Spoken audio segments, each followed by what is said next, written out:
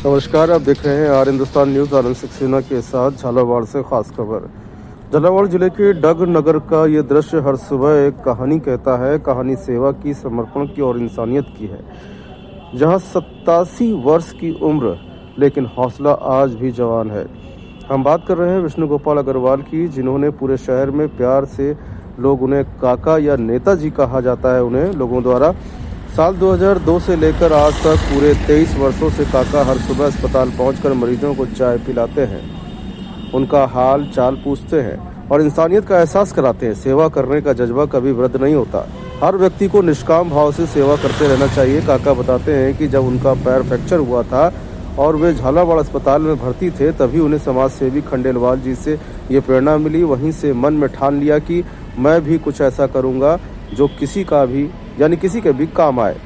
आज काका की ये सेवा केवल चाय नहीं बल्कि उम्मीद, अपनापन और मानवता का संदेश है। डग नगर के ये काका हमें सिखाते हैं कि सेवा के लिए उम्र नहीं, बस एक नेक दिल होना चाहिए। विष्णु गोपाल काका इंसानियत की एक जीती जागती मिसाल है। विष्णु गोपाल का जन्म लोहारिया ग्राम पंचायत के छोटे से गांव नंदपुर में हुआ, पर पोतों की पढ़ाई को लेकर वो डग में रहने आ गए और यही इसके होकर रह गए। अब रोज शाम को अस्पताल में जाकर देखकर आते हैं कि कितने मरीज भर्ती हैं। उनके हिसाब से सुबह जल्दी उठकर चाय बनाकर साइकिल पर चाय की केतली बांधकर, साथ ही किसानों के लिए रोटियां लेकर अस्पताल में पहुंचकर चाय का वितरण करते हैं और रास्ते में स्वानों को रोटियां भी खिलाते जाते हैं। फिलहाल आप सुरक्षित रहिए, जुड़े रहिए आर हिंदुस्तान से। नमस्कार। कब से सेवाएं कर रहे हैं आप ये? 2002 से। 2002 से। तो सर आपको कैसे पता चलता है कि कितनी चाय आपको अस्पताल में लानी है? ऐसा है कि शाम को जो है मैं आके देख जाता हूँ कि कितने की छुट्टी हुई, और उसके बाद में ये फिर नर्स से और उनसे जो है तलाश कर लेता हूँ सुबह 4 बजे। हाँ, तो करीब कितनी चाय आप लेके आते होंगे केटली में? अब जितने मरीज होते हैं उसके हिसाब से लाता हूँ मैं। फिर भी एक अंदाजन सर, कभी ज़्यादा भी हो सकती है, कभी भी हो सकती है।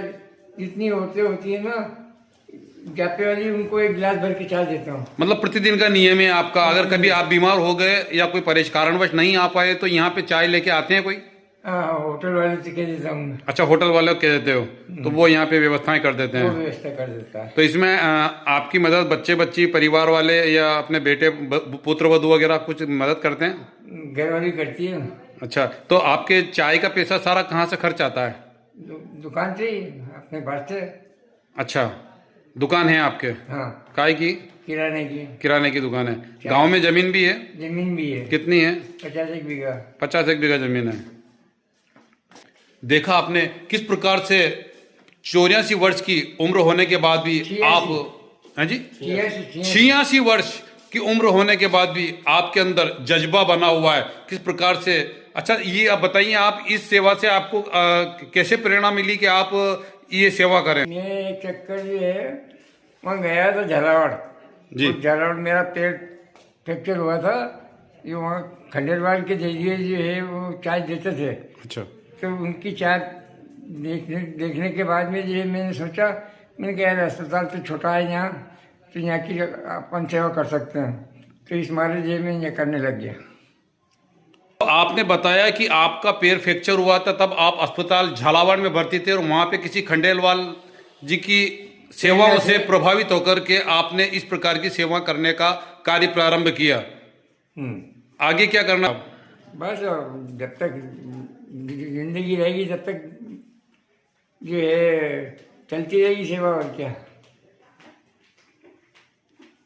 ऐसे व्यक्ति से हमें भी प्रेरणा लेनी चाहिए। सामाजिक सेवाओं में आगे आकर के लोगों का सहयोग करना चाहिए, जो लायक है उनका, और इस प्रकार से सेवा का लाभ हमें भी लेना चाहिए।